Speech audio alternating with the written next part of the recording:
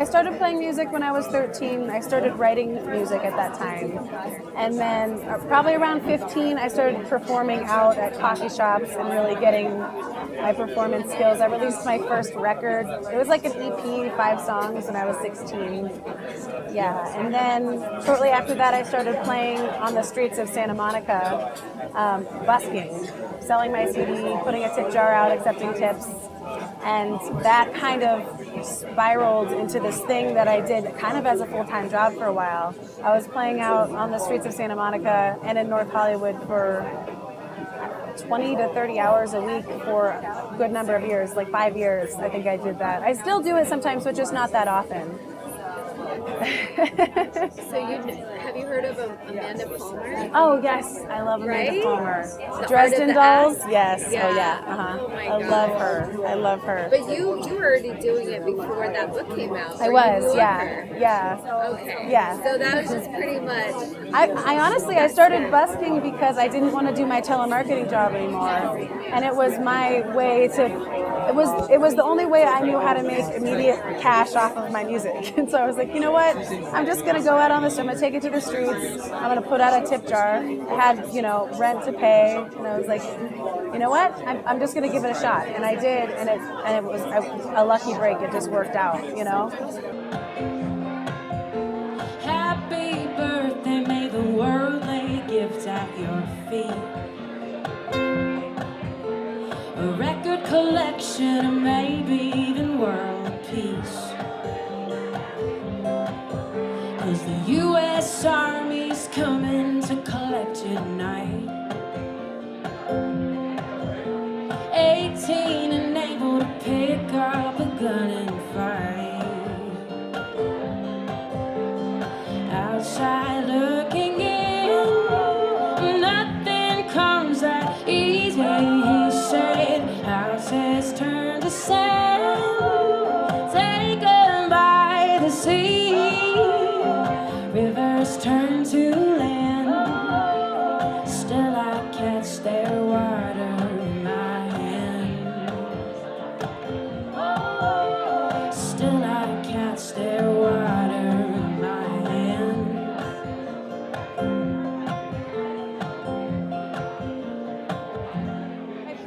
I wrote a lot about wanting something more out of life. I did grow up in LA, but it was a small suburb of LA. It was kind of, I want to say, like a lower income area, and I dreamed of kind of getting out of that area and having success in music. And so a lot of my songs were kind of about wanting to overcome the obstacles of growing up without that much money, growing up with a single mother environment without a father. A lot of my music was about that when I first started writing. Then, when I started dating, it became a lot more about love. Counting the stars in the sky, dreams do come true, and I found you by my side. I knew I'd follow you into the wild. The best is yet to come, my love, over the ocean's blue. We've hardly just begun, my love. We're sweeter than morning dew. Ooh, my honeybee, so loyal and kind.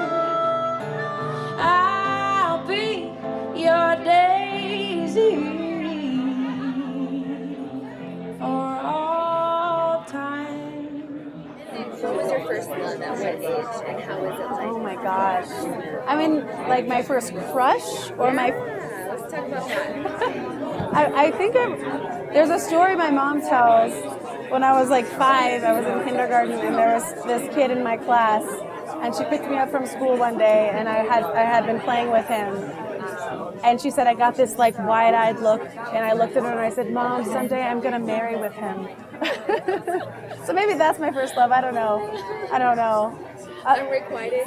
Yes, exactly. I don't remember him at all, but I remember the feeling. Yeah. What was the feeling like? So, that warm feeling of just like that warm, comforting feeling of like, oh my gosh, like this could be it. I don't know.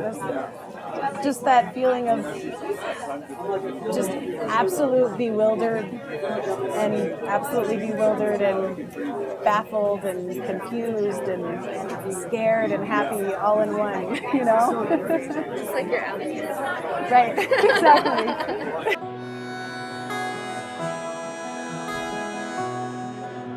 And I can feel the cold coming at night. Everywhere I go, I see the signs. I see the changing colors in the drugstore decoration. Now you know it's time for dark skies.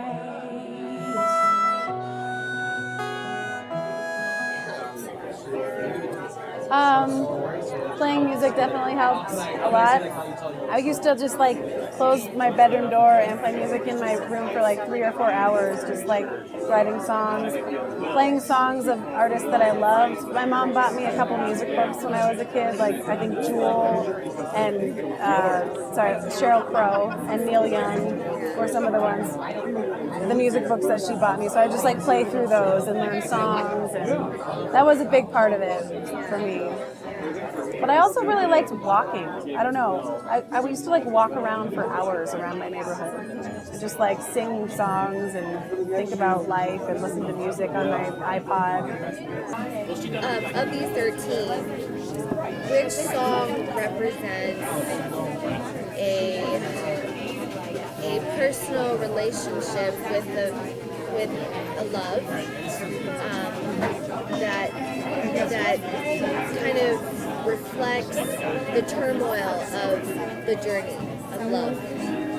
I think Lonely Girl is a really good example of that, because I mean I've definitely had a pretty sordid past when it comes to relationships, and it's been really hard for me to open up in relationships. I mean, if I'm going to psychoanalyze myself, it probably has something to do with the fact that I didn't have a good example of a solid relationship growing up, and mixed with some sort of abandonment thing with, but whatever. But regardless of why, that's been a recurring theme in my relationships, where it's hard for me to really give into it, and so I've in that way I've always felt, even when I'm in a relationship, this sort of loneliness, and that's kind of what Lonely Girl sprung from. I'm a lonely girl, dressed in red with lonely curls. Fill my bed with lonely boys, 'cause I'm a lonely girl. I was busking at City Walk one day, and this really tall, skinny German guy walks by with his family, and then he comes back and he's just standing there smiling, like this huge smile. He had a beanie on, and he was like kind of bouncing to the music, and I was like, this guy's cool, he seems cool. And he bought my CD and asked if I ever wrote songs with people, and I said yeah. And so I was like, wow, this is big time. So I go to his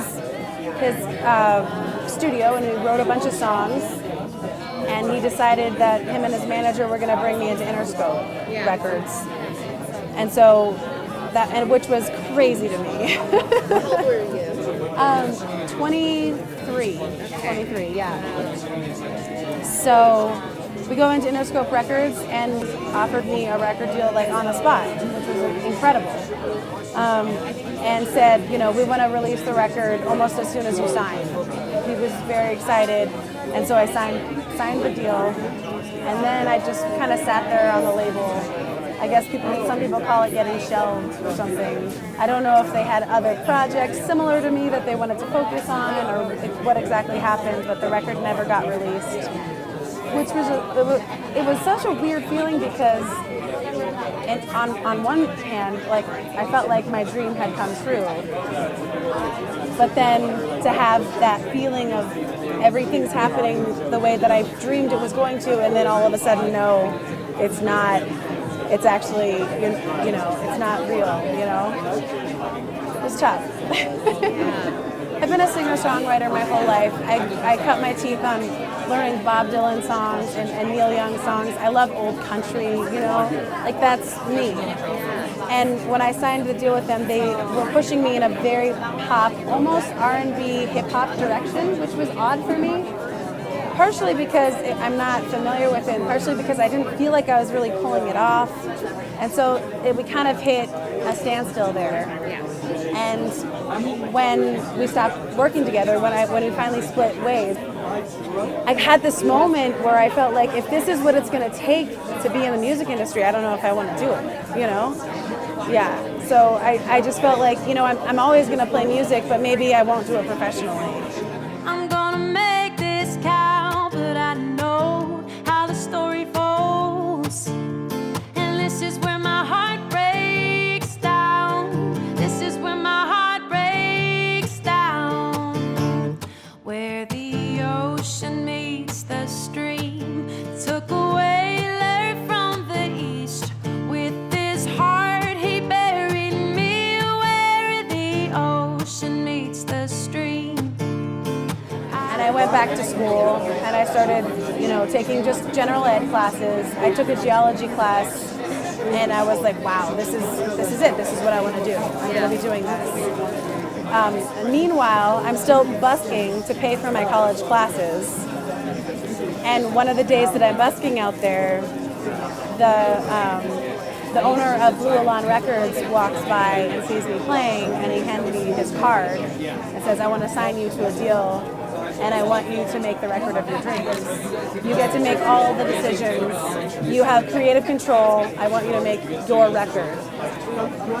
And I laughed, and I didn't call him back because I was like, this sounds like it's fake. Like, what am I on Punk'd or something? Like, this is not real. I didn't call him back. I didn't even...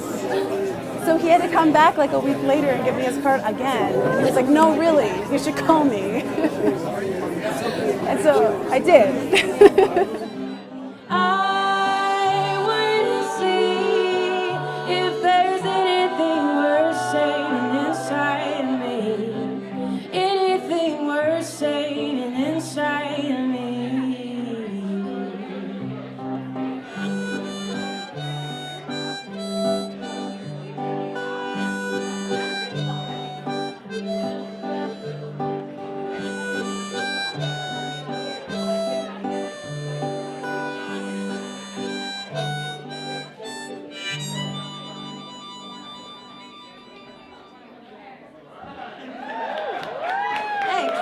Okay, I want to first just say on record what a badass you are. Oh, thank you. You know, writing at 14 and like just going out there. I mean, it's nerve-wracking to go out in public. Oh, yeah. Does it get nerve-wracking?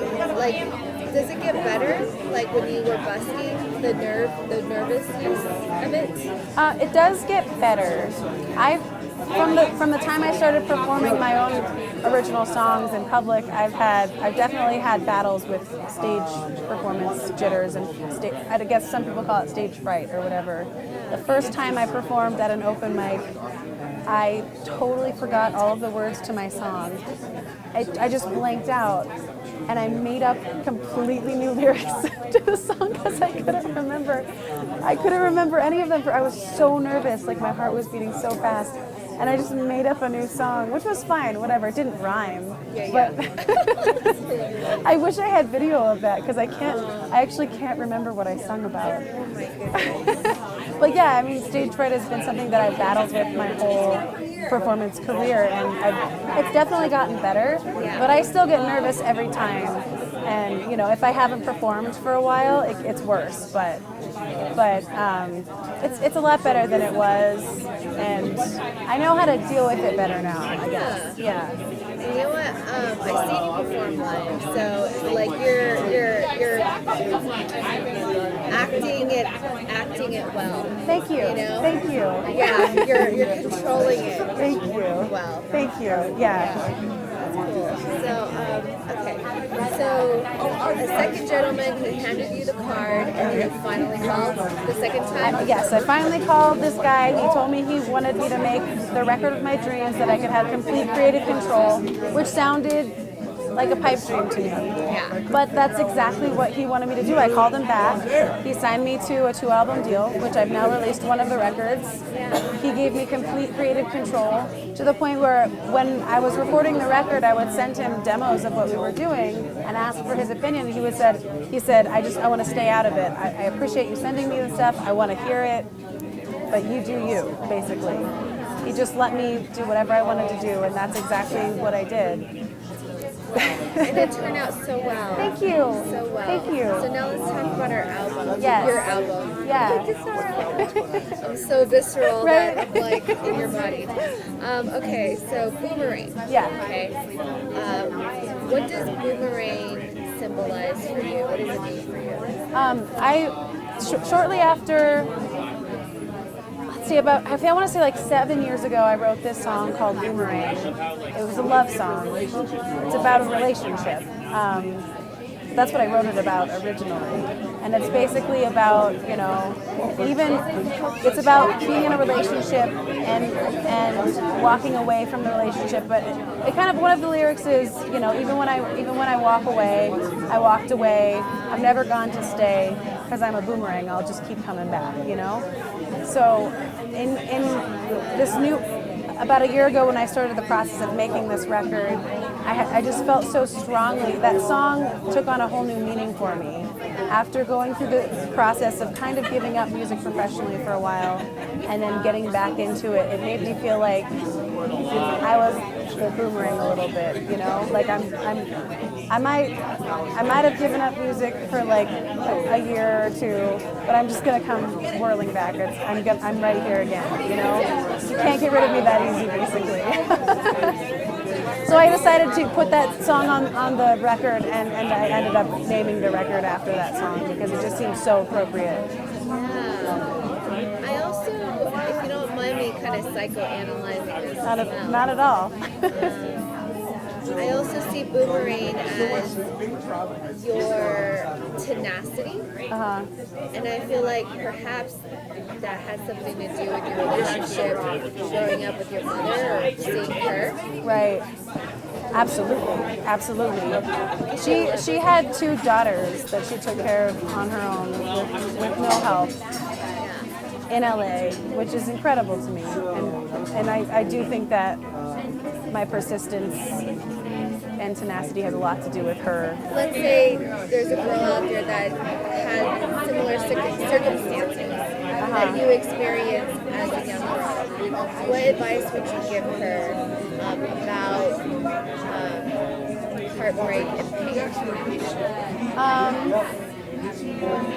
Just to always realize that there's always going to be a light at the end of the tunnel, that even if it seems bleak in this moment, the next moment could bring something entirely different and joyful and happy.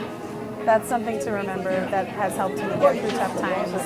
But also to never forget to value yourself and never forget to trust yourself and your instincts, and never let anybody doubt yourself. And if somebody does make you doubt yourself, I think that means you need to start doubting them because they have the problem. When I asked the label for help deciding, they were like, no, this is you. This is like your creative process, which was, I appreciated, but at the same time, it was like, no, does that mean I have to make all the decisions? Oh my gosh, it was a little bit paralyzing, going from having no creative control to having all of the control. It was like a little bit weird. I had to kind of teach myself how to trust myself again, It was a really therapeutic process for me. And if I might add, transformation.